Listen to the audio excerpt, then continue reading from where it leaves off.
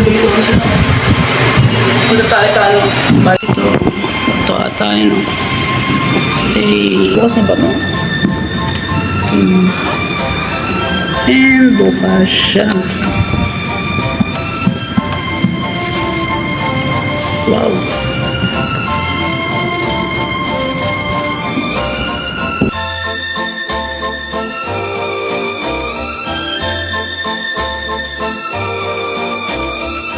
So guys, nandito tayo sa Ballistic Lab.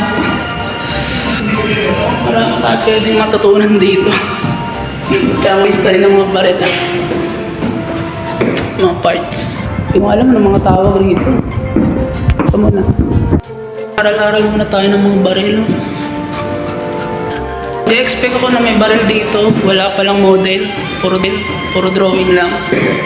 Medyo downer. Pero tingnan natin, pag-aralan natin kung anong para saan itong mga machines na to.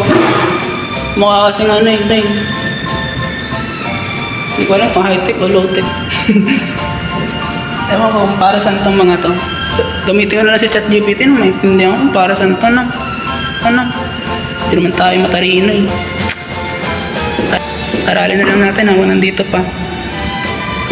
May mga ano pala rito eh, batawag dito. Bawal na. Sayang, bawal ko hawakan. Nakalak. Magiging ano kaya ito? Anong baril kaya gagamit nito? Ang kawawa ka talaga pag tinamaan. Ganyang kalaking bala. Mga bala ng rifle na ito eh. Laki ng 45 bang. Ba't may nawawalang bullets? Meron na ako pa ng bullets oh. Paano na ako ng bullets dito? So, ayun lang pala yung laman ng laboratory dito. Ang bala pa dito. Lots of ammunition. Marami rin. Walang baril. Walang totoong baril.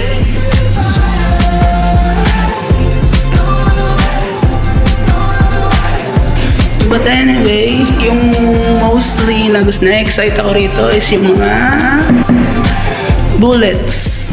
Dahil magpupulis ako. Mas maganda nang malaman kung anong klaseng bullet yung tumama sa ulo nila, no? Since walang baril dito, yung ina-expect ko lang. Siguro magko-compare na kami ng mga bala. Ano naman kasi yung equipment, so puro microscope. Dito kala ko, this is